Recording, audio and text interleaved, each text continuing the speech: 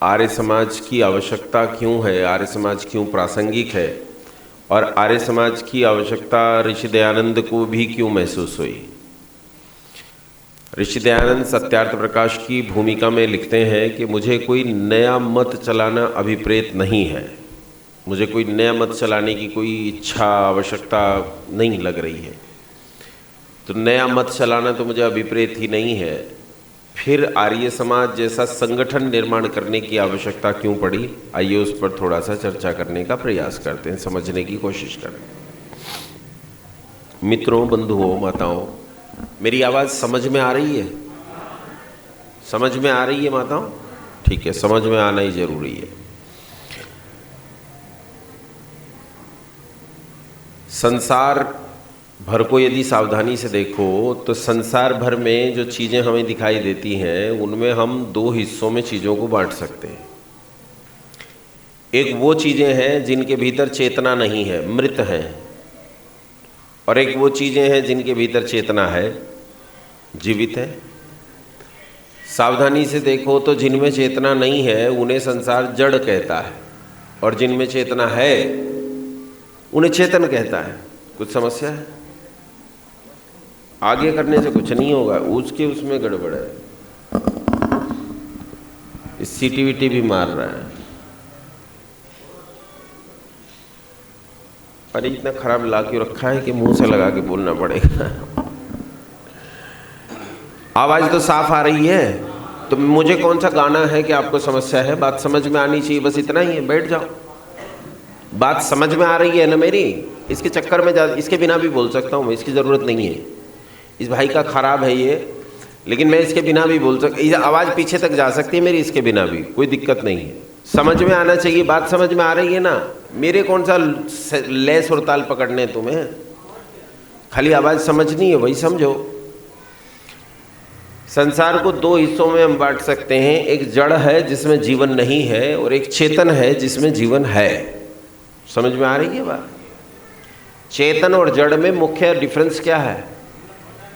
जड़ को देखो, ये माइक जड़ है, ये रेलिंग जड़ है, ये मंच जड़ है, ये भवन जड़ है, आप और में चेतन है। तो चेतन और जड़ में मुख्य अंतर क्या है? क्या है बताओ? अगर कोई कहे कि भोजन करता है तो भोजन तो कार भी करती है भाई, पेट्रोल पीती है ना? तो क्या अंतर है जड़ और चेतन में? चलता है तो चल तो पंखा भी रहा है, अब पंखा चेतन तो नहीं हो जाएगा चलने मात्र से। जड़ और चेतन का मुख्य अंतर है ज्ञान। क्या अंतर है बोलो? ज्ञान ही अंतर है। जड़ में और चेतन में यही अंतर होता है कि जड़ में ज्ञान नहीं है, वो ज्ञानहीन है, और चेतन जो है वो ज्ञान युक्त है, उसमें ज्ञान होता है। अब जब चेतन को देखते हैं, जिसकी हम ज्ञान की बात कर रहे हैं, ज्ञान मतलब ज्ञान है ना, सामान्यतः ज्ञान बोलते हैं, ज्ञ नहीं बोलते, ज्ञ बोलते हैं। तो ये जो ज्ञान युक्त चेतन है, ये ज्ञान युक्त चेतन को भी हम दो हिस्सों में बांट सकते हैं, एक तो मनुष्य और एक मनुष्य से अलग सारे प्राणी। मनुष्य से अलग जो सारे प्राणी हैं उनके पास भी ज्ञान है और मनुष्य के पास भी ज्ञान है, दोनों के पास ज्ञान है। बोलो है कि नहीं है? क्या अंतर है? मनुष्य के पास जो ज्ञान है उसमें और मनुष्य से इतर जितने पशु पक्षी हैं इन सब के ज्ञान में क्या अंतर है? अंतर ये है कि जितने भी पशु पक्षी संसार में कीट पतंग दिखाई देते हैं, इन सब के अंदर जो ज्ञान है वो स्वाभाविक ज्ञान है। कैसा ज्ञान है? स्वाभाविक, जबकि हमारे अंदर नैमित्तिक ज्ञान है। इसमें क्या अंतर होता है? ध्यान से सुनो। जो हमें जन्म के साथ मिलता है उसे स्वाभाविक ज्ञान कहते हैं। जन्म से जो भी मिलता है उसे स्वाभाविक ज्ञान कहा जाता है। जैसे मछली तैरना जानती है, मछली को कोई ट्रेनिंग थोड़े होती है कि मछली की माँ सिखा रही है कि बेटा इसे पंख फैला, इसे फड़फड़ा, इसे तैर जाएगी, कुछ नहीं होता। मछली में तैरने का ज्ञान जो है वो स्वाभाविक तौर पे है। ऐसे ही पक्षियों में उड़ने का ज्ञान जो है वो स्वाभाविक तौर पे होता है। अन्य अन्य पशु पक्षियों में अन्य अन्य स्वाभाविक ज्ञान होते हैं। जैसे सिंह का बालक होता है तो उसमें शिकार करने का स्वाभाविक ज्ञान बचपन से ही होता है। उसकी जो गुर्राहट है वो डराने वाली है, ये बचपन से ही है और ये स्वाभाविकता है उसकी। वो ऐसा नहीं कि डराने के लिए गुर्राहट कर रहा है, वो उसकी स्वाभाविकता है, वो गुर्राहट उसकी है ही डराने वाली। समझ रहे हो? गाय में डर जाने की प्रवृत्ति है, हिरण में डर जाने की प्रवृत्ति है, ये उनका स्वाभाविक ज्ञान है। स्वाभाविक ज्ञान कई बार विलक्षण हो जाता है, बहुत विलक्षण हो जाता है। जैसे आपने आसमान में लटकते हुए, पेड़ के नीचे लटकते हुए घोंसलों को देखा होगा, बैया के घोंसले। अगर आपने सामने से नहीं देखा तो टीवी में देखा होगा, चित्र में देखा होगा। ऐसे घोंसले होते हैं जैसे लालटेन लटक रही है, जैसे बल्ब लटक रहा है। वो कमाल का घोंसला होता है, कितनी ही तेज बारिश आ जाए लेकिन इस घोंसले के अंदर पानी की एक बूंद नहीं जा सकती है ना। हमारे यहाँ भजनोपदेशक लोग गीत भी गाते हैं, उसे बनाकर कहते हैं, बरसात के दिनों में लिंटर टपकते देखा, बैया के घोंसले में पाई न जल की रेखा। कि बैया के घोंसले में एक जल की बूंद नहीं जा सकती है। कैसे बुना है? अच्छा, तिनकों से बुना है, तिनके ही हैं, सब तिनके अलग अलग हैं, बीच में कोई मसाला नहीं चिपकाया गया है, उनके अंदर हवा आर पार जाती है। कमाल की बात है, बैया के घोंसले के आर पार हवा जा सकती है लेकिन पानी की बूंद नहीं जा सकती। क्या गजब से बुना है। और अगली बार जब भैया का घोंसला मिले तो जो जमीन पे पड़ा हुआ हो, जिसे भैया ने तोड़ के फेंक दिया हो कि बेकार हो गया है, नया बनाऊंगी, तो उस घोंसले को फाड़ कर देखना। उस घोंसले के अंदर एक ड्राइंग रूम है, एक बेडरूम है, एक स्टोर रूम है, अंदर भी पूरी कंस्ट्रक्शन की गई है। और केवल इतना नहीं है, बीच में बैठने के लिए, झूला झूलने के लिए उसने एक झूला भी बनाया है जिस पर बैठकर वो झूलती रहती है। इसी घोंसले के अंदर वो न जाने कहाँ से लाकर मिट्टी रखती है। अब वो कहाँ से लाती है मिट्टी किसी को पता नहीं, आपको पता नहीं, मुझे पता नहीं। बड़े पढ़े लिखे MSc MBA BBA करे फिर रहे हैं, किसी को पता नहीं वो मिट्टी कहाँ से लाती है, लेकिन चिड़िया को पता है, भैया को पता है कि उसे मिट्टी कहाँ से लानी है।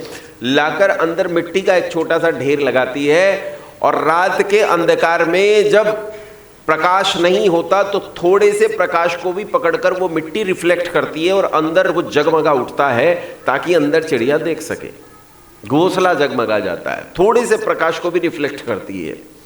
अब ये जो जानकारी है भैया के भीतर, ये उसकी स्वाभाविक जानकारी है, ये स्वाभाविक ज्ञान है, किसी ने सिखाया नहीं। भैया का बच्चा जानता है कि घोंसला कैसे बनाना है, जबकि भैया ने अपने बच्चे को घोंसला बनाने की कोई ट्रेनिंग किसी स्कूल कॉलेज में भेजती है कि भाई चिड़ियों का घोंसला, स्कूल है, कॉलेज है, वहाँ भेजा जा रहा है ना। वो जानता है स्वाभाविक रूप से।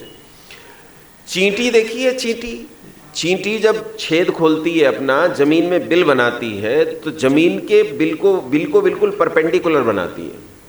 और देखो कमाल की स्वाभाविक ज्ञान कैसा होता है, उनका जानकारी कैसी होती है कि जब वो बिल खोदना शुरू करती है तो चींटी सबसे ऊंची जगह ढूंढती है। हजारों चींटियां हैं, हजारों चींटियां, और एक जगह फाइनलाइज करनी है जहां से बिल खोदना शुरू करना है। उनमें कोई सीनेट नहीं बैठती, कोई संसद नहीं बैठती, कोई प्रस्ताव पारित नहीं होता, कोई अधिनियम नहीं आता, कोई कानून नहीं बनाया जाता, लेकिन सब चींटियों को पता है कि बिल यहीं से खुदना प्रारंभ होगा।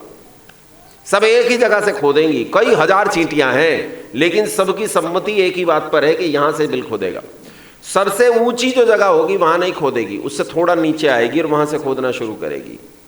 परपेंडिकुलर नीचे जाएगी, फिर राइट एंगल पर मुड़ेगी, फिर ऊपर जाएगी और जहां बिल का छेद था उससे ऊपर निकल जाएगी, फिर राइट जाएगी और फिर नीचे आकर अलग अलग स्लैब बनाएगी। ये गजब की चीज है।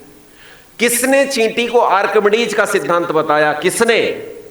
कि जब पानी आएगा और पानी बिल में भरेगा तो पानी छेद वाली सतह से ऊपर नहीं जाएगा और अंदर चींटी का रखा हुआ सारा सामान सुरक्षित रह जाएगा। ये जानकारी चींटी के अंदर किसने रखी? किसने?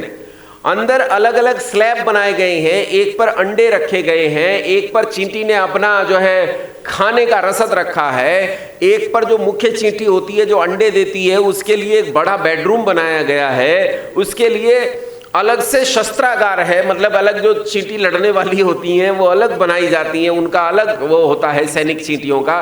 और सबसे गजब की बात चींटी के कॉलोनी में होती है अंदर, कि चींटी अंदर गार्बेज जो होता है उसे कैसे रिसाइकिल किया जाए, उसे कैसे उसका मैनेजमेंट क्या हो, उसके लिए भी अलग से जगह बनाती है।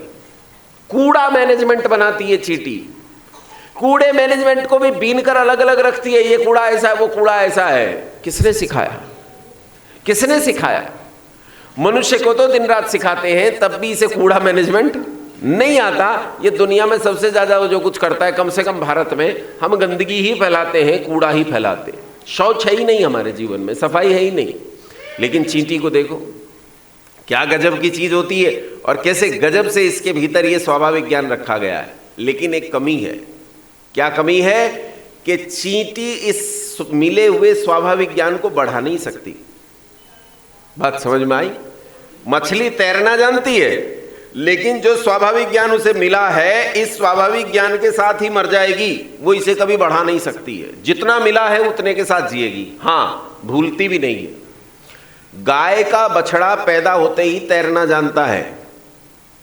तैरने की इस जानकारी को बढ़ाकर वो कोई बड़ा काम नहीं कर सकता, वो उसी तैरने की जानकारी के साथ मर जाएगा। लेकिन अगर इसे सारा जीवन तैरने के लिए न मिले तो भी मरते समय ये उस तैरने की जानकारी को रखता है, जानता है कि तैरा कैसे जाएगा।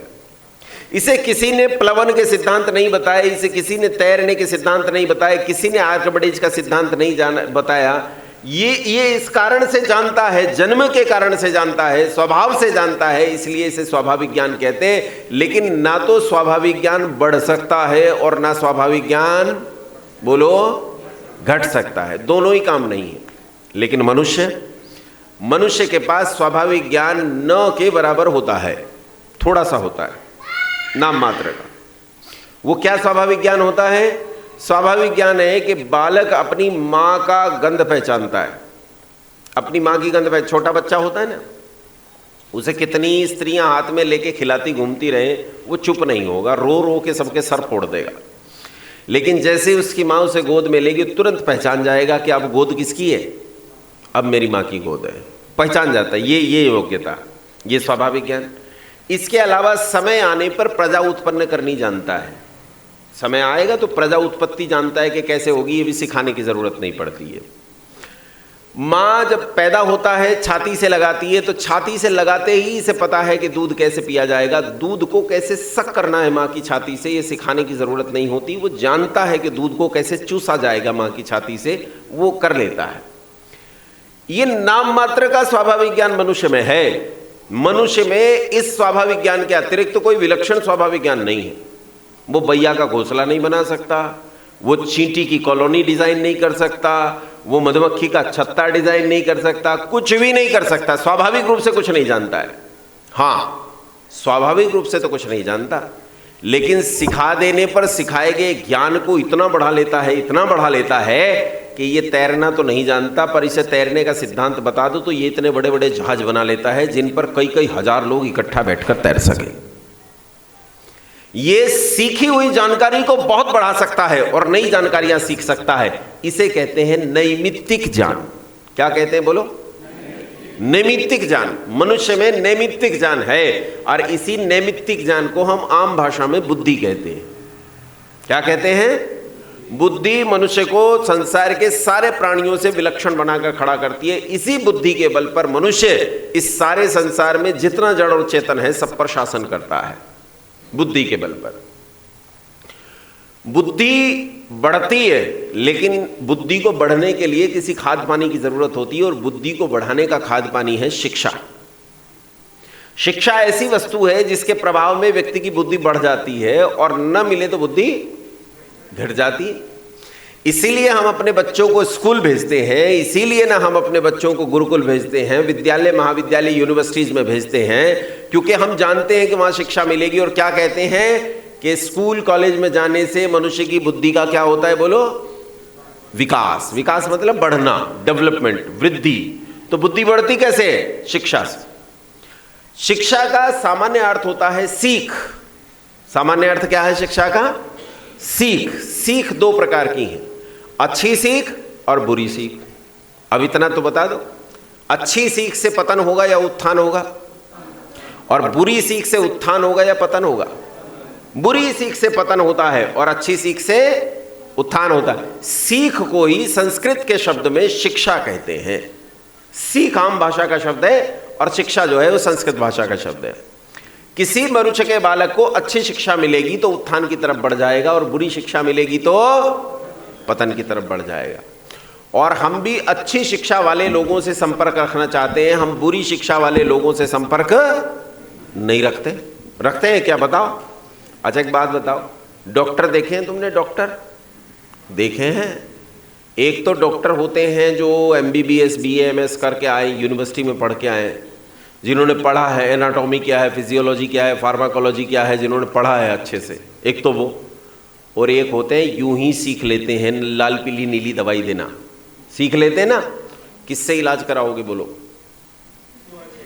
जो यूनिवर्सिटी में पढ़ के आया उससे कराओगे, या जो लाल पीली नीली दवाइयों को जानता है उससे कराओगे? उन्हें कहते हैं, हमारे क्षेत्र में तो कहते हैं, आपका पता नहीं, हमारे यहाँ कहते हैं झोला छाप है, यहाँ भी कहते हैं क्या? हाँ, ऐसे डॉक्टर से कोई ऑपरेशन कराएगा अपने बच्चे का? कोई नहीं कराएगा। इसीलिए दुनिया में सब कोई अच्छी सीख को तरजीह देते हैं, अच्छी शिक्षा को तरजीह देते हैं।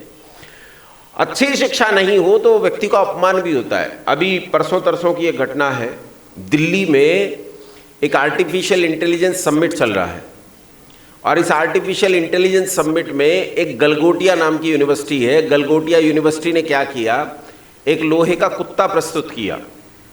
कहा ये बहुत तरह की शेप डिज़ाइन कर लेता है, ऐसा कर लेता है, वैसा कर लेता है, आपके सारे काम कर देता है, ऐसा करता है, बहुत सारी चीज़ें बताई उन्होंने उसके बारे में कि आर्टिफिशियल इंटेलिजेंस का अद्भुत नमूना है।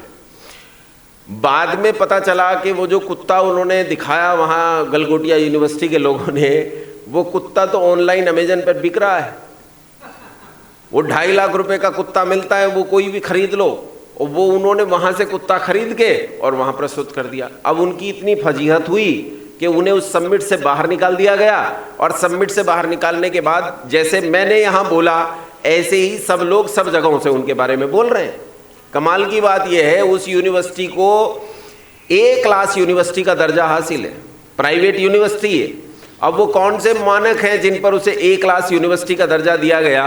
उन मूर्खों ने अब तक अपनी बात को भी नहीं माना और ढिठाई से लड़ रहे हैं कि ठीक है खरीद लिया तो इसमें अपमान की क्या ज़रूरत है। तुम दुनिया भर में अपमान करवा रहे हो देश का। यह अंतर है अच्छी शिक्षा और बुरी शिक्षा का।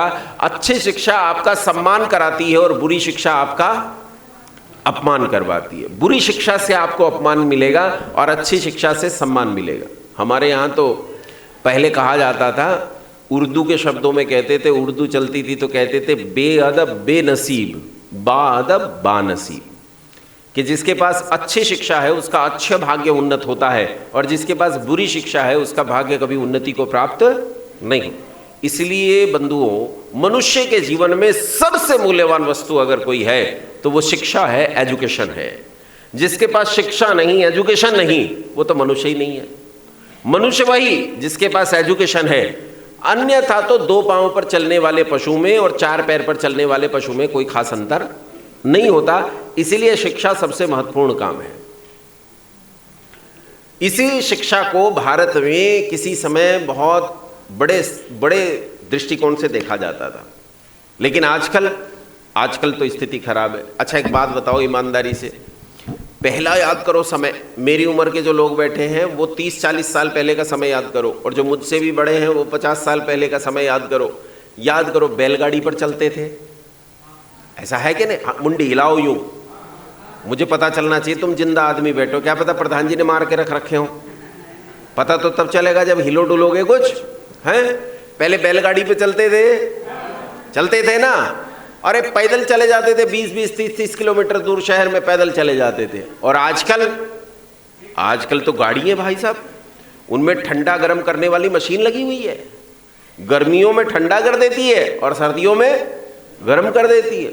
और एक गाड़ी बैठकर बताती है इसमें ईंधन कम है, गाड़ी बताती है कि टायर में हवा कम है। गाड़ी कितनी समझदार हो गई है, गाड़ी बात करने लगी है तुम्हारे साथ। अब तो टेक्नोलॉजी आ गई है, लेकिन उस काल में जब बैल और गाड़ी थे तब कोई टेक्नोलॉजी नहीं थी। अब ईमानदारी से बताओ, तब से लेकर अब तक टेक्नोलॉजी बढ़ी या नहीं बढ़ी? बोलो। पहले माएँ जब घर में झगड़ा हो जाता था अपनी सास के साथ तो अपनी माँ को चिट्ठी लिखती थी। अब इसने चिट्ठी लिखी, 7 दिन में चिट्ठी पहुंची बेचारी माँ के पास। माँ ने पिता से बात की कि लड़की दुखी है, उन्हें गुस्सा आया और गुस्से में आके उन्होंने भी चिट्ठी लिखी कि बेटा क्या ऐसी तुम्हारी चिट्ठी मिली थी, ये समस्या हो गई है, हम इसका निराकरण जल्दी करेंगे। अब चिट्ठी लड़की को वापस मिली 7 दिन बाद। कितने दिन हो गए? 14 दिन। अब लड़की का गुस्सा जाता भी रहा, उसे बात भी याद नहीं रही कौन सी बात है। अब वो सोच रही है कौन सी बात है भाई ये तो कोई बात ही नहीं। लेकिन अब तो टेक्नोलॉजी आ गई, मोबाइल फोन है। खटाक से इधर से लड़की फोन करती है, मैं इस घर में नहीं रहूंगी। वो कहते हैं अभी गाड़ी लेके आ रहे हैं, आधे घंटे में घर पर, तलाक होके दोनों धड़ाधड़ अलग। बात समझ में आ रही है कि नहीं? टेक्नोलॉजी बढ़ गई। टेक्नोलॉजी ने हमारे जीवन की क्वालिटी को, गति को बढ़ा दिया है। पहले टेक्नोलॉजी नहीं थी, अब टेक्नोलॉजी बहुत हो गई है। पहले शिक्षा कम थी और अब शिक्षा, बोल पढ़ो, पहले तो 5वीं 6ठी कक्षा पास आदमी ढूंढना मुश्किल हो जाता था। और आजकल तो सब जिसे नाक पूछने की तमीज नहीं है वो MA BA का कागज हाथ में लिए घूम रहा है। आए चाहे भाई साहब को कुछ नहीं, लेकिन MA BA का कागज तो सबके हाथ में। सब बड़े होशियार है, सब MSc BSc लिए घूम रहे हैं। आए कुछ नहीं वो एक अलग बात है। खटाक से वो पहनते हैं, वो लोहे की पैंट, जीन्स पहनते हैं, हाँ लोहे की होती है, चुभ जाए वो जीन्स पहनते हैं और बन जाते हैं जेंटलमैन। ये बड़े पढ़े लिखे हैं। आजकल पढ़े लिखे होना कपड़ों से ही जाना जाता है। ऐसे धोती वाले लोगों को लोग अनपढ़ समझते हैं। अच्छा, इधर पश्चिम और दक्षिण के बीच में तेलंगाना पड़ता है, तो यहाँ क्या स्थिति है पता नहीं। उत्तर भारत में तो कतई पिछड़ा हुआ समझते हैं। जो धोती पहनता है तो यह आदमी बेचारा पिछड़ा हुआ है, ऐसा माना जाता है। लेकिन क्या सच में हमारी शिक्षा बढ़ी है? क्या सच में हमारी शिक्षा बढ़ी है? और देखते हैं हमारी शिक्षा बढ़ी है या घटी है। अभी जहां तक गए थे उससे और पीछे जाओ और पहुंचो 1000 साल पहले भारत में। 1000 साल पहले एक कहानी सुनाता हूं तुम्हें। 1000 साल पहले एक आदमी अपनी पुत्री से बहुत प्रेम करता था। 10 साल की इसकी बेटी थी, बहुत प्रेम करता। इसके जीवन में और कोई था ही नहीं इस पुत्री के सिवाय, और इससे इतना प्रेम करता कि इसके बिना जी न सके। बड़ा ज्योतिषी था, बड़ी प्रसिद्धि थी इनकी ज्योतिष शास्त्र के बारे में। बड़ी ज्योतिषी बहुत अच्छे हैं, काल की गणना बहुत अच्छी करते थे, टाइम की गणना बहुत अच्छी करते थे, समय की। जब लड़की 10 साल की हो गई तो उन दिनों एक कुप्रथा थी समाज में कि बाल विवाह चलता था, छोटे बच्चों का विवाह कर देते। 10 साल की लड़की हुई तो विवाह लायक हो गई। ये तो हमारी माँओं के समय तक रहा। मेरी माँ बताती है कि 10 साल की लड़की जब होती थी तो धोती पहनने लगती थी। फ्रॉक से सीधा धोती में आती थी, या तो फ्रॉक पहनती थी, कच्छा बनियान पहनती थी, या तो सीधा धोती में आती थी। तो धोती पहनने लगती थी, और धोती पहनने लगी तो लड़की विवाह के लायक हो गई। 10 साल की लड़की जब विवाह के लायक हो गई तो पिता ने इस कन्या के लिए, जिससे बेहद प्रेम करता था, इसके लिए एक सुंदर सा बढ़िया सा वर ढूंढा। वर ढूंढ के इसके विवाह का मुहूर्त तय होना था। ज्योतिषियों को बुलाया, ज्योतिषियों को कहा कि मेरी कन्या के विवाह का मुहूर्त ढूंढो जिसमें कोई दोष न हो। ज्योतिषियों ने कहा कि इस समय दुनिया में आप जैसा ज्योतिषी कोई मौजूद नहीं है, आप ही मुहूर्त ढूंढो। इन्हें भी यह बात सही लगी और इन्होंने स्वयं बैठकर अपनी पुत्री के लिए मुहूर्त की कालगणना करना शुरू किया।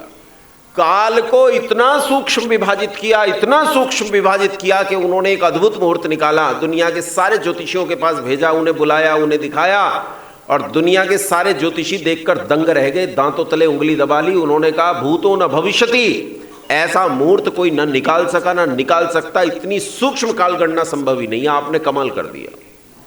इससे शुभ और उत्तम मुहूर्त नहीं हो सकता।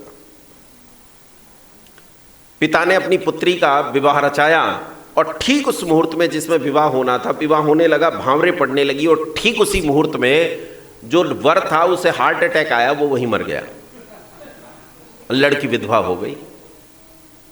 लड़की 10 साल की लड़की विधवा हो गई। अच्छा, उन दिनों बाल विवाह की प्रथा थी और विधवा विवाह होते नहीं थे।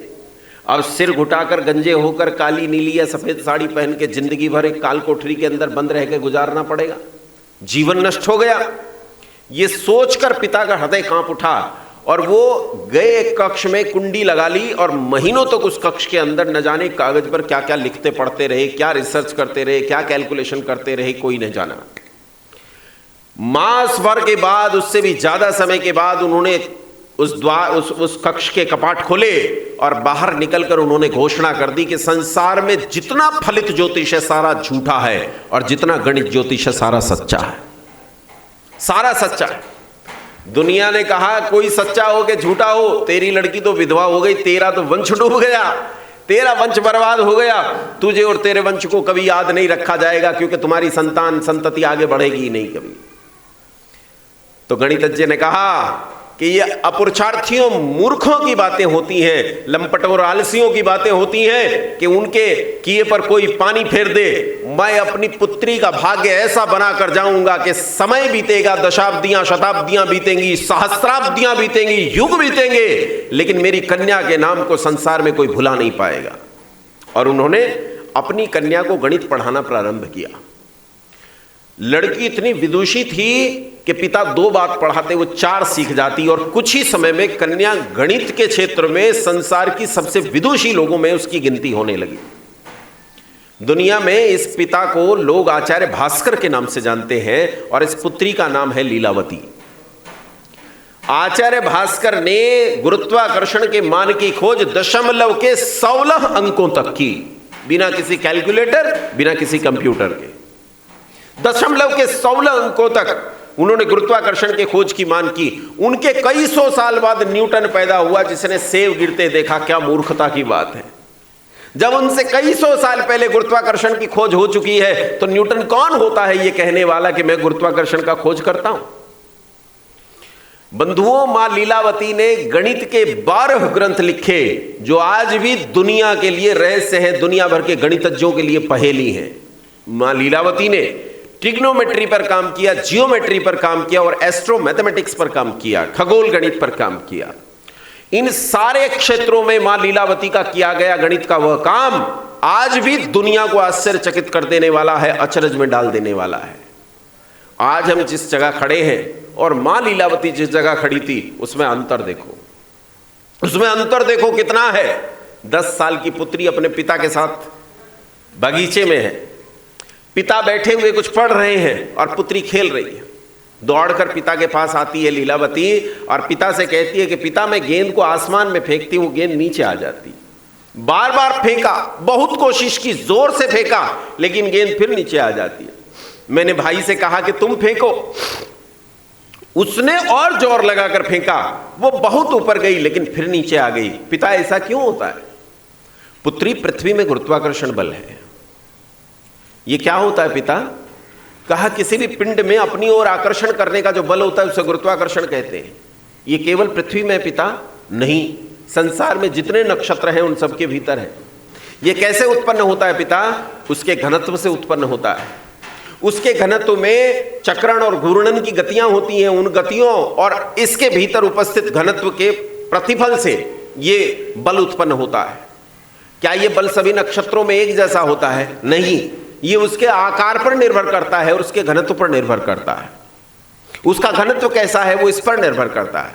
गुरुत्वाकर्षण बल एक ही नक्षत्र में भीतर और बाहर घट और बढ़ सकता है। अब देखो, 10 साल की बच्ची अपने पिता के साथ खेल रही है और पिता अपनी बच्ची को क्वांटम फिजिक्स और क्वांटम मैकेनिक्स पढ़ा रहा है। और तुम्हारी 10 साल की बच्ची जब स्कूल में पढ़ने जाती है अब, तो क्या पढ़ती है? बोलो, क्या पढ़ती है भाई? Twinkle twinkle little star, how I wonder what you are. अच्छा, ईमानदारी से बताओ, स्टार पृथ्वी से छोटा है कि बड़ा है? 13 लाख गुना बड़ा सूरज है, 13 लाख गुना बड़ा। और बिटिया को क्या पढ़ाया गया? Twinkle twinkle little star, how I wonder what you are, who you are, where you are. क्या मूर्खता की बात है, गलत पढ़ा दे रहे। Who has seen the wind? Neither I nor you, but when the leaves are trembling, the wind is passing through. Who has seen the wind? किसने हवा को देखा है? Neither I, ना मैंने देखा, nor you, ना तो तुमने देखा। But when the leaves are trembling, लेकिन जब पेड़ की पत्तियां हिलती हैं, the wind is passing through, तो हवा उनके बीच में से गुजर रही है। क्या बेवकूफी की बात है। पेड़ की पत्ती के हिलने से हमें पता चलता है कि हवा बह रही है। अरे हवा का पता कहां से चलता है? बोलो, स्किन से चलता है। I have seen the wind through my skin, I am seeing the wind. वो हल्की चल रही है, तेज चल रही है, गर्म चल रही है, ठंडी चल रही है। हवा को आंख से नहीं देखा जाता, हवा को किससे देखा जाता है? बोलो, इंद्रियां पढ़ाई नहीं गई, इंद्रियों के विषय पढ़ाई नहीं गए। छात्र ने ना इंद्रियां जानी, ना उसने इंद्रियों के विषय जाने, तो वो क्या जानेगा कि हवा को कैसे देखा जाता है, कैसे नहीं देखा जाता। बंधुओं, तब की तुलना में आज की शिक्षा, ईमानदारी से बताओ, बड़ी के घटी? बोलो जी, बड़ी के घटी?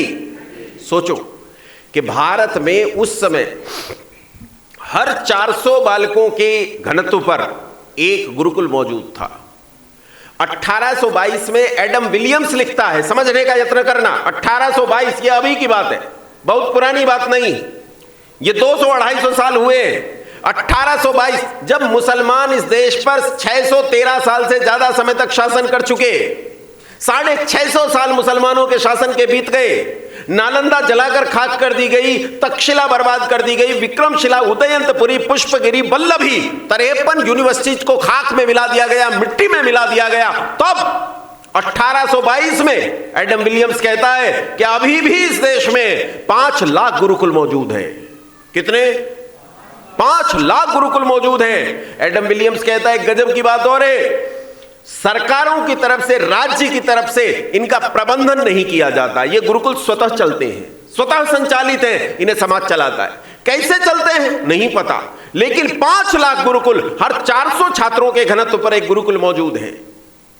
उन्होंने कहा 4 प्रेसिडेंसी में भारत को बांटा, Calcutta presidency, Madras presidency, Punjab presidency, और एक और कौन सी थी, है बॉम्बे।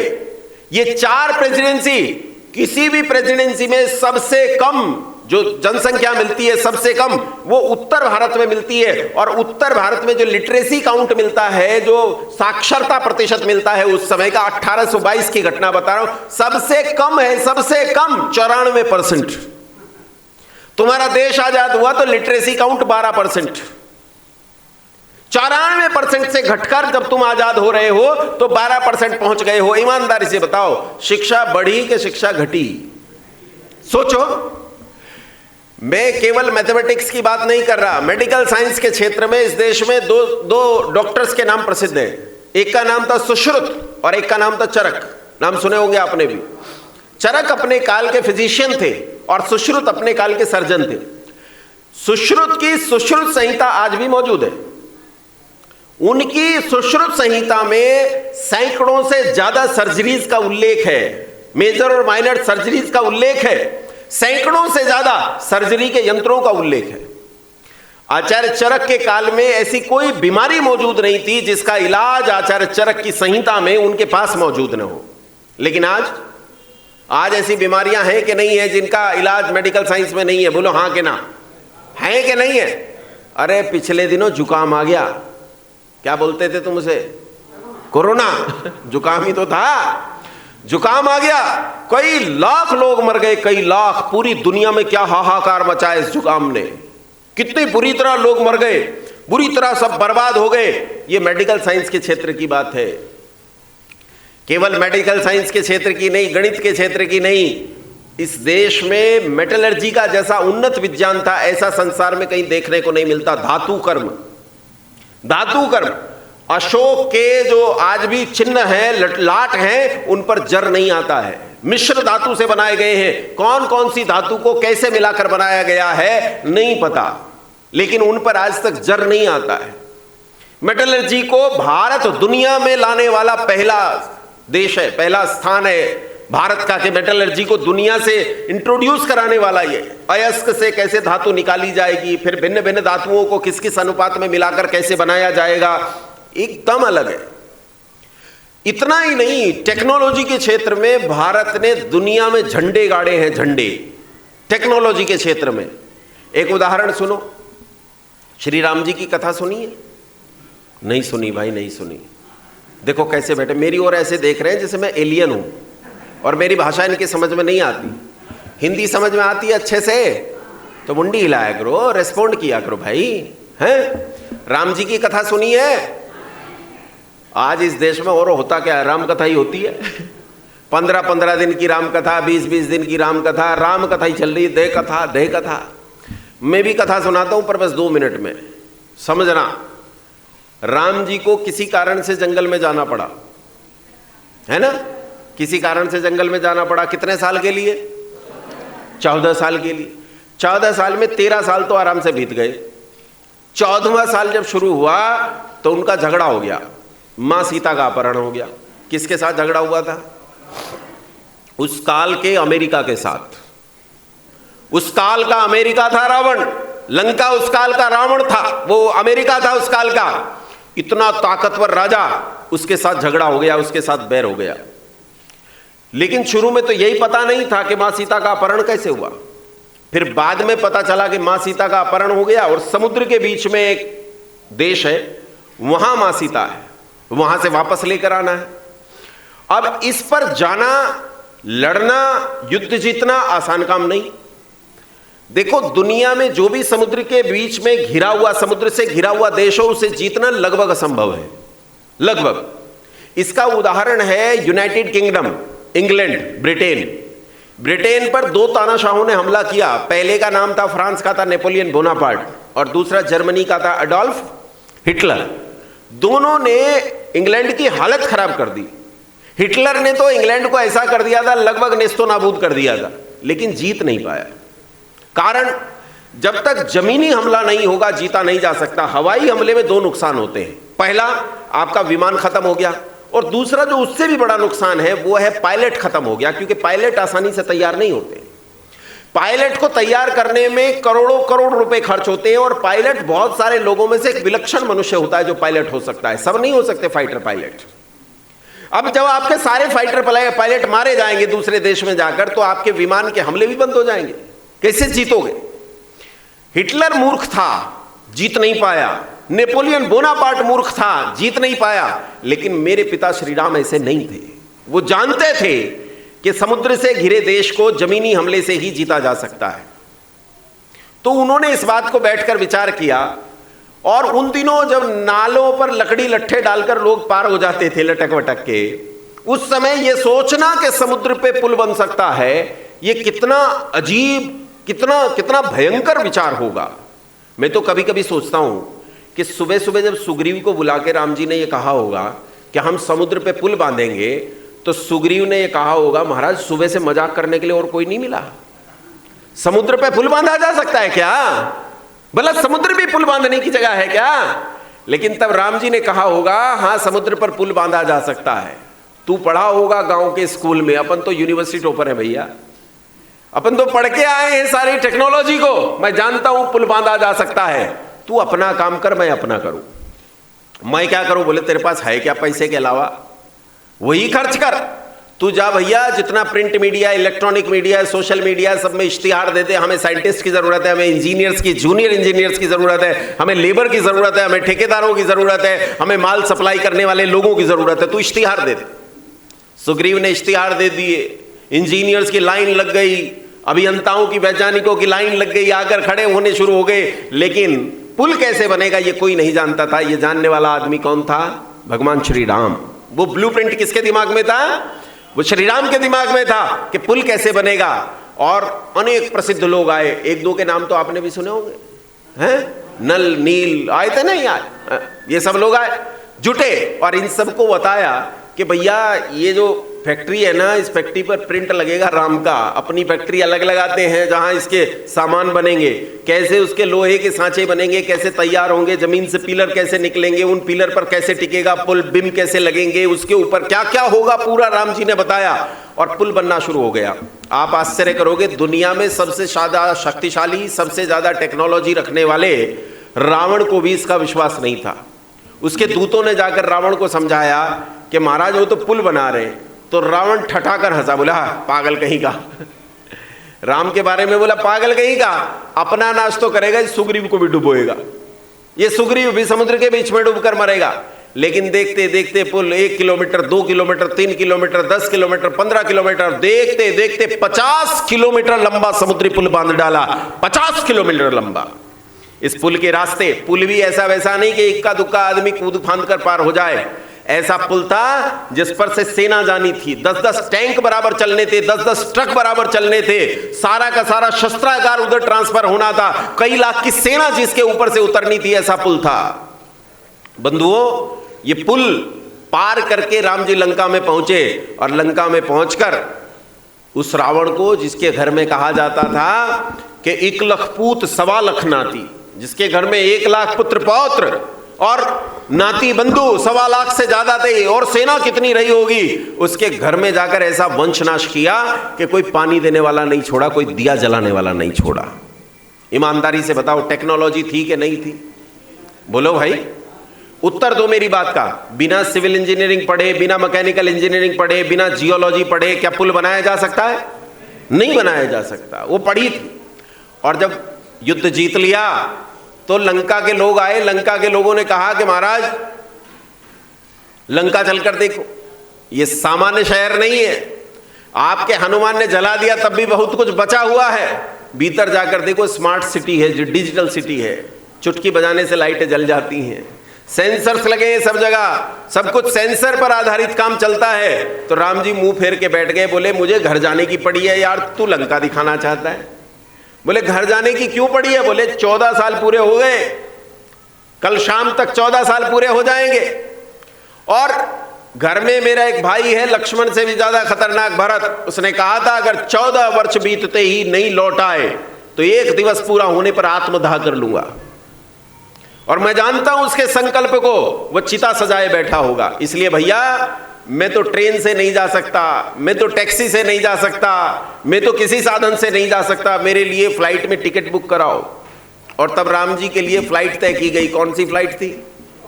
बोले कौन सा विमान था? ईमानदारी से बताओ, टेक्नोलॉजी थी या नहीं थी? मुनि भारद्वाज का विमान शास्त्र आज भी उपलब्ध है। सैकड़ों से ज्यादा छोटे बड़े विमानों के बनाने का उल्लेख विमान शास्त्र में मौजूद है।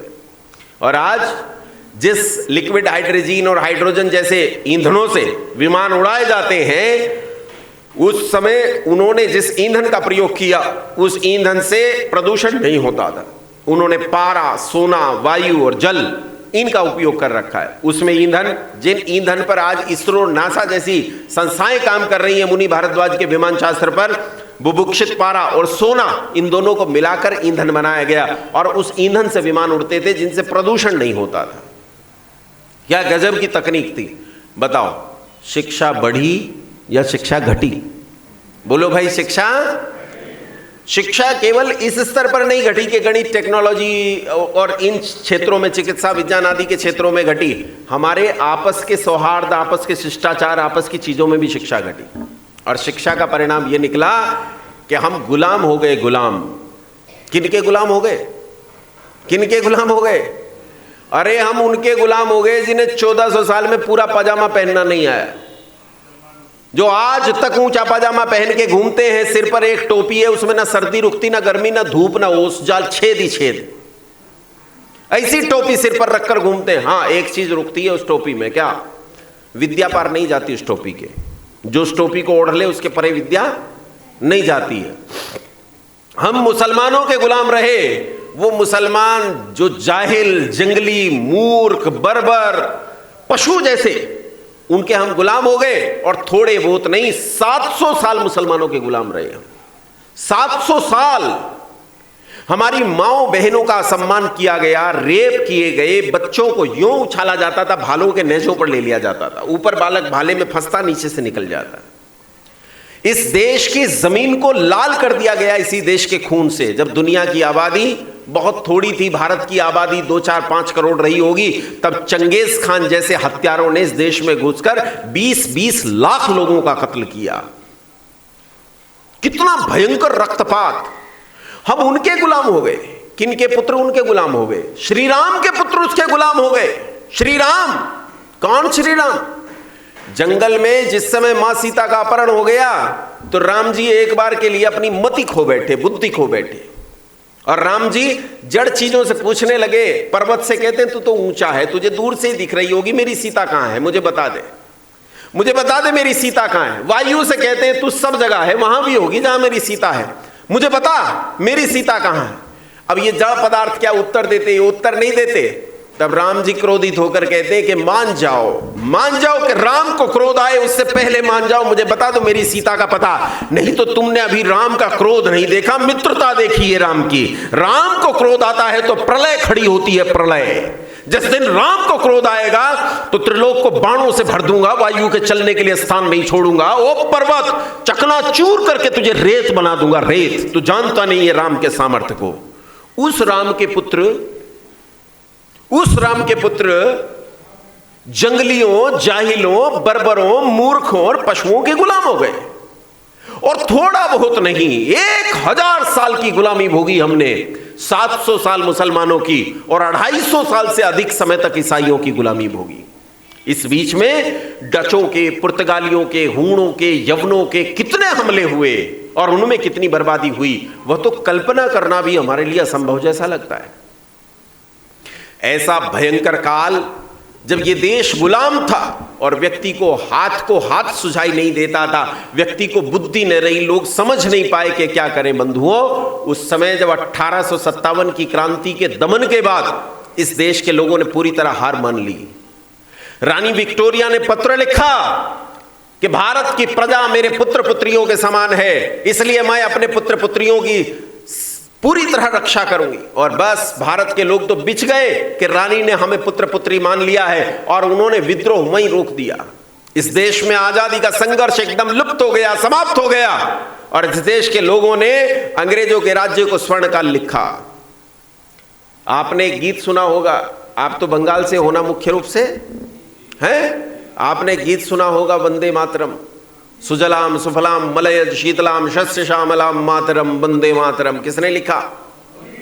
बंकिम चंद्र ने।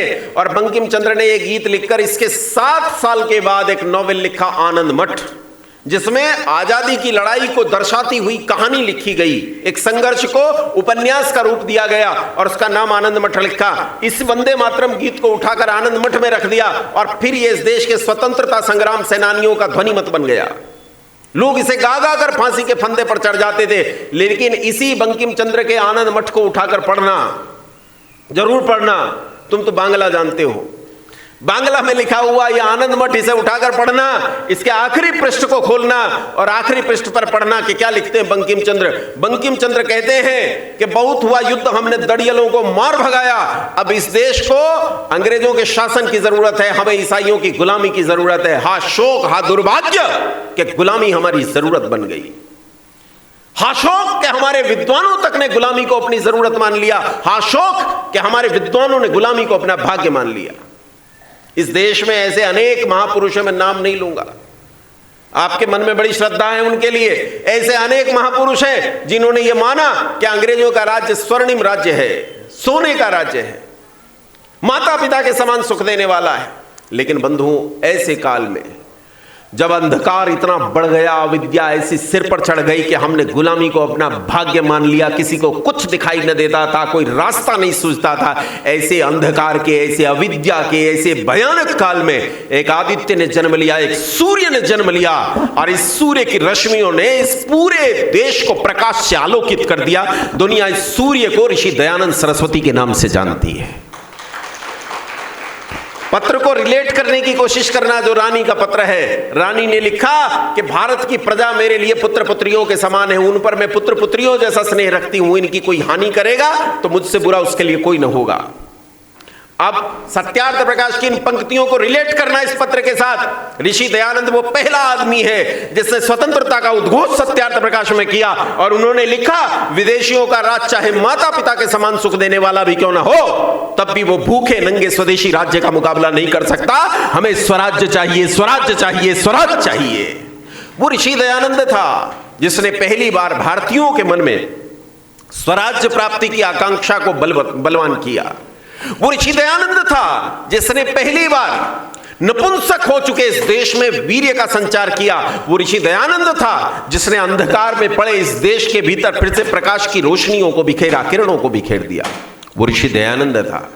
वो ऋषि दयानंद था जिसने इस देश के भीतर फिर से बल प्रदान किया कि यह देश फिर से उठे और लड़ पड़े दुनिया के साथ कि हमें अपनी आजादी चाहिए, कि हमें अपनी स्वतंत्रता चाहिए।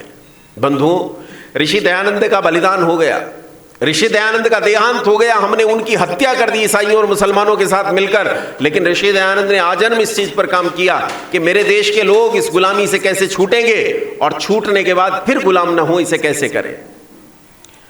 संस्कृत का एक शब्द आता है गीता में, योग क्षेम, पढ़ा होगा आपने, सुना होगा आपने। योग का अर्थ है जोड़ना, क्षेम का अर्थ है जोड़े हुए को सुरक्षित रखना। ऋषि दयानंद ने सोचा कि कैसे इस देश की आजादी को फिर से जोड़ा जाए और फिर उस आजादी को सुरक्षित कैसे किया जाए।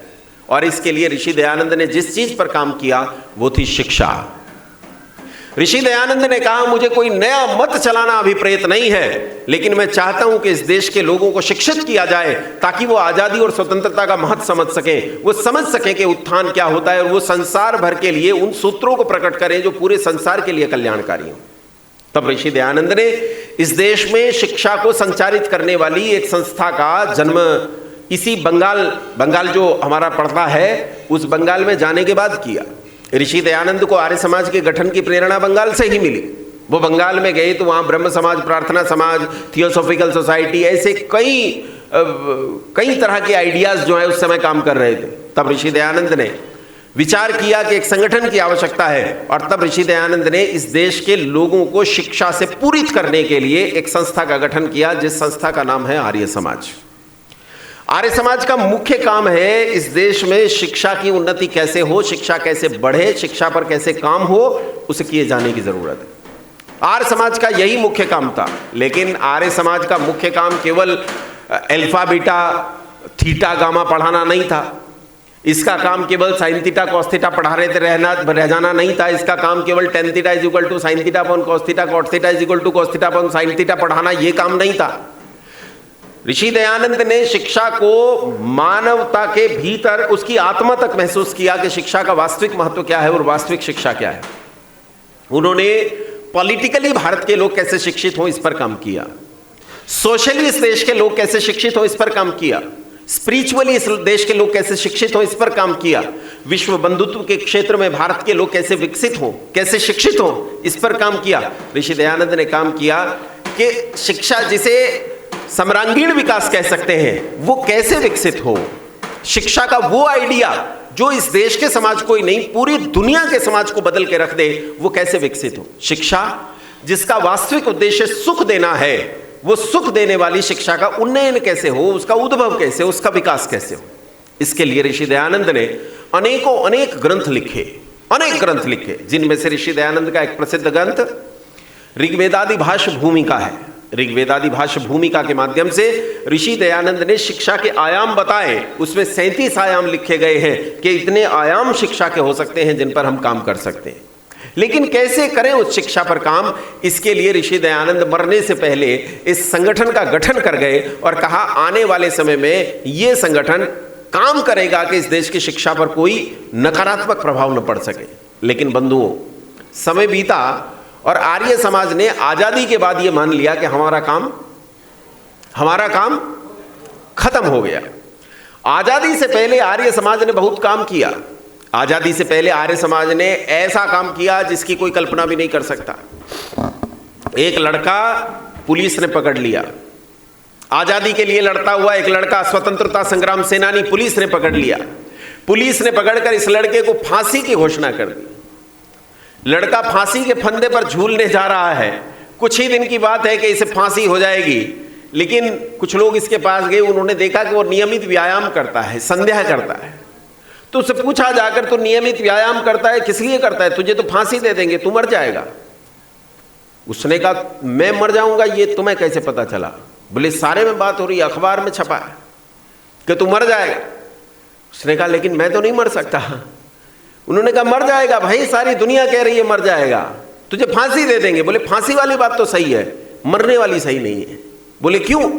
कहा मैं मरता नहीं हूं, मैं मरूंगा ही नहीं। मैंने जन्म नहीं लिया, मैं जन्मता नहीं हूं तो मैं मरूंगा नहीं। नैनम छिंदन्ति शस्त्राणि नैनम दहति पावक न चैनम क्लेदयन्त्यापो न शोषयति मारुता। मैं तो आत्मा हूं, अजर हूं, अमर हूं, अनादि हूं, अनंत हूं, मुझे मारा नहीं जा सकता। मैं जन्म नहीं लेता इसलिए मरता भी नहीं हूं। वो मरते हैं जो जन्म लेते हैं, मैं जन्म नहीं पाया इसलिए मरूंगा नहीं। ये रत्ती भर नहीं डरा। लड़का फांसी के फंदे पर गया तो फांसी के फंदे को अपने गले में डालकर बोला, वो काला कपड़ा लेके आए उड़ाने के लिए। उन्होंने काला कपड़ा उड़ाने की कोशिश की, बोला ये मत उड़ाओ। ये दुनिया का पहला और आखिरी क्रांतिकारी या फांसी प्राप्त करने वाला आदमी है जिसने अपने सिर पर यह काला कपड़ा नहीं ओढ़ा। अंग्रेजों ने कहा काला कपड़ा ओढ़ना पड़ेगा, ये प्रोटोकॉल है, सब ओढ़ते हैं। बोले सब ओढ़ते होंगे, मैं नहीं ओढ़ूंगा। क्यों? कहा रे यार, अभी 6-7 दिन पहले मेरी माँ आ गई, कई साल बाद माँ से मिला, लाड़ के कारण मेरी आंख में आंसू आ गए और मेरी माँ समझी मैं मृत्यु से डर गया और उसने मुझे अपनी गोद से धक्का दे दिया। कहती है अगर तुझे मृत्यु से इतना डर था तो इस रास्ते पर क्यों चला? इसलिए ये काला कपड़ा नहीं ओढ़ूंगा। जब मैं मरूं, तुम्हारी रस्सी खींची जाए और मेरे प्राण निकले, मेरी जीभ बाहर आए, मेरी आंखें बाहर आए, तो उस समय सावधानी से मेरी आंखों को देखना और मेरे मरने के बाद मेरी मां को जाकर बताना कि जिस समय फांसी हुई तेरा बिस्मिल मृत्यु से रत्ती भर नहीं डरा, मृत्यु से देखकर थर थर कांप रही थी, थर थर। ये बिस्मिल अपनी आत्मकथा में लिखता है कि मैं 14-15 साल की आयु में इतना डरपोक था कि अपनी छाया देखकर डर जाता था। कोने के पीछे कोई खड़ा होगा मुझे मार डालेगा ये सोचकर डरता रहता था। मैं इतना डरपोक था कि दुनिया में मुझसे डरपोक लोग कम ही होंगे। लेकिन वो कहता है जिस दिन सत्यार्थ प्रकाश ने मुझे छुआ उस दिन मैं मिट्टी से स्वर्ण में तब्दील हो गया। मुझे संसार में अब किसी से कोई भय नहीं लगता। फांसी के फंदे पर खड़े हुए अंग्रेजों, फांसी पर खड़े हुए बिस्मिल से अंग्रेजों ने पूछा कि तेरी आखिरी इच्छा क्या है? उसने कहा तुम्हारे बस का नहीं है पूरी करना, तुम फांसी दो। बोला रे भैया रजिस्टर में लिखनी है, हमें तो बता दे, अपनी ड्यूटी पूरी कर ले, हम तो नौकरी जाएगी, तेरी तो समस्या नहीं है। तो अंग्रेज लोग थे इसलिए अंग्रेजी में उनसे अपनी आखिरी इच्छा बताई। कहा फांसी के फंदे पर खड़ा हुआ कसाब रातों रोया है, महीनों तक अनिद्रा रोग हो गया था। अजमल गुरु रातों रोया, माफी मांगी, हाथ जोड़े, कुरान और हदीस तो छोड़ दो, रामायण और महाभारत पढ़े कि जान बच जाए। लेकिन ये बिस्मिल है, फांसी के फंदे पर खड़े हुए से किसी ने पूछा कि तेरी आखिरी इच्छा क्या है? तो अंग्रेजी में गरज कर दहाड़ कर कहता है I wish the downfall of British empire in this country. मैं इस देश में ब्रिटानिया हुकूमत का पतन चाहता हूं, ये मेरी आखिरी इच्छा है। रत्ती भर भय नहीं, डर है ही नहीं। डर किसे कहते हैं? ये बिस्मिल है। और ये बिस्मिल का निर्माण करने वाला दयानंद है। ऐसे कितने बिस्मिलों का निर्माण किया, कितने बिस्मिलों का। साइमन कमीशन में जब कांग्रेस लड़ने के लिए तैयार नहीं थी तब लाला कांग्रेस की भीड़ में से निकलकर सामने आया और लाला ने, लाजपत राय ने आकर कहा कि मेरा गुरु कहता था कि संसार में कोई जाति नहीं होती, अगर ये हमें जातियों में बांटेंगे तो मैं इसके खिलाफ लड़ाई लड़ूंगा। लोगों ने कहा ये तुझे मार डालेंगे। कहा ऐसी 1000 मृत्यु का स्वागत करने के लिए तैयार हूं, लेकिन मैं भारतीय समाज को जातियों में बंटने नहीं दूंगा। लाला लाजपत राय साइमन कमीशन के खिलाफ लड़ गए। 55 साल की उम्र में वो केसरी, वो सिंह, उन लाठियों के नीचे पिटकर स्वयं का बलिदान दिया, लेकिन डरा नहीं, घबराया नहीं। इसका निर्माण करने वाला कौन? इसका निर्माण करने वाला आर्य समाज था। निसंदेह गुलामी के उस पीरियड में हमने श्याम कृष्ण देव वर्मा पैदा किया, हमने वीर विनायक दामोदर सावरकर पैदा किया, हमने भगत सिंह दिया, हमने भाई परमानंद दिया, हमने पंडित लेखराम दिया, स्वामी श्रद्धानंद दिया, पंडित गुरुदत्त विद्यार्थी दिया। हमने इस देश में क्रांतिकारियों की फौज खड़ी की, फौज। लेकिन जैसे ही 1947 आया, आजादी मिली, आर्य समाज ने समझा मेरा काम खत्म, अब हमें कुछ नहीं करना। तो अब हम क्या करते हैं? हमारा काम शिक्षा पर काम करने का था। अब हम क्या करते हैं? स्वाहा स्वाहा, हवन करेंगे, हवन करेंगे, हवन करेंगे। अभी हम हवन करते हैं। एनईपी 2020 कोई और बनाता है, new education policy, national education policy वो कोई और डिजाइन करता है। हमारा काम हमारा था। इस देश की शिक्षा को डिजाइन करने का काम किसका था? हमारा काम था। हमें घुसना था वहां, हमें बदलना उस शिक्षा को। अगर हमने उस शिक्षा को वहां जाकर नहीं बदला तो यह समाज फिर से औंधा हो सकता है, फिर से गिर सकता है, फिर से गुलाम हो सकता है। बोलो हो सकता है कि नहीं? फिर से गुलामी आ सकती है कि नहीं? गीत गाए जाओ, यूनान मिस्र रोमा मिट गए सभी जहां से, कुछ बात है कि हस्ती मिटती नहीं हमारी। गीत गाते हैं ना, हमारी हस्ती नहीं मिटती। झूठ बोलते हो, झूठ बोलते हो। ईमानदारी से बताओ पाकिस्तान किसकी जमीन है? अरे बोल पड़ो। बांग्लादेश किसकी जमीन है? अब ईमानदारी से बताओ पाकिस्तान में तुम्हारी हस्ती मिटी कि नहीं मिटी? बोलो। बांग्लादेश में तुम्हारी हस्ती मिटी कि नहीं मिटी? 270 साल में 13 टुकड़े हुए भारत के, एक बचा है तुम्हारे पास। 12 हिस्सों में तुम्हारी हस्ती मिट चुकी है। कोई नहीं जानता तुम्हें उन देशों में, तुम खत्म हो गए हो। 1947 में देश आजाद हुआ तो पश्चिमी पाकिस्तान में, जिसे आज पाकिस्तान कहते हैं, 17% हिंदू रहते थे, आज 1.5% रहते हैं। बांग्लादेश जो पूर्वी बंगाल था, जिस दिन भारत से कटकर अलग हुआ पाकिस्तान के रूप में, पूर्वी पाकिस्तान के रूप में कटकर अलग हुआ, इस देश में 30% से ज्यादा हिंदू रहते थे, आज घटकर 5.5% रह गए हैं। यूनान मिस्र रोमा मिट गए सभी जहां से, कुछ बात है कि हस्ती मिटती नहीं हमारी। झूठी बात है, झूठी बात है। हमारी हस्ती मिटी है, हमारी हस्ती टुकड़ों में मिटी है, और ये जितना बचा है इसमें भी मिट सकती है। बोलो हां कि ना? बंगाल के हालात सही है क्या? बोलो भाई, केरल के हालात सही है क्या? नहीं मिट सकती। जम्मू कश्मीर में नहीं मिट सकती क्या? इसीलिए आर्य समाज प्रासंगिक है, इसीलिए आर्य समाज को खड़े होने की जरूरत है, इसीलिए आर्य समाज को लड़ने की जरूरत है। हमें जरूरत है अपने पॉलिटिकल थॉट्स दुनिया को देने की, हमें जरूरत है सोशल थॉट्स दुनिया को देने की, हमें जरूरत है इकोनॉमिकल थॉट्स दुनिया को देने की, हमें जरूरत है एजुकेशनल थॉट्स दुनिया को देने की, हमें जरूरत है अपने स्पिरिचुअल थॉट्स दुनिया को देने की। जरूरत है कि आर्य समाज का पूरा कॉन्सेप्ट, पूरा का पूरा थॉट, वेद का थॉट दुनिया के पास जाए, ताकि दुनिया में सुख पैदा हो। हम किसी का कत्ल करना नहीं चाहते, हम आतंकवादी हैं, हम हत्याएं करना नहीं चाहते, हम युद्ध करना नहीं चाहते, लेकिन कम से कम हम तो जीवित रहें, इतना तो बल रखो अपने भीतर, इतना तो स्वाभिमान रखो अपने भीतर। हम इतना भी स्वाभिमान न रखेंगे तो क्या बचेगा? क्यों जी, क्या बचेगा? इसीलिए जरूरत है बंधुओं कि उठो और आओ मिलकर काम करें। यह आर्य समाज इस देश का भविष्य निर्माता है, भाग्य निर्माता है, लेकिन तब जब ये जाने कि मुझे क्या करना है। बातें बहुत सारी करनी थी, अभी भी समय बचा होगा, पर मुझे कुछ लोगों को देख के लग रहा है कि भूख बहुत ज़्यादा लगी है, तो इसलिए आज इतना ही। शाम में फिर से चर्चा करेंगे। धन्यवाद, प्रणाम।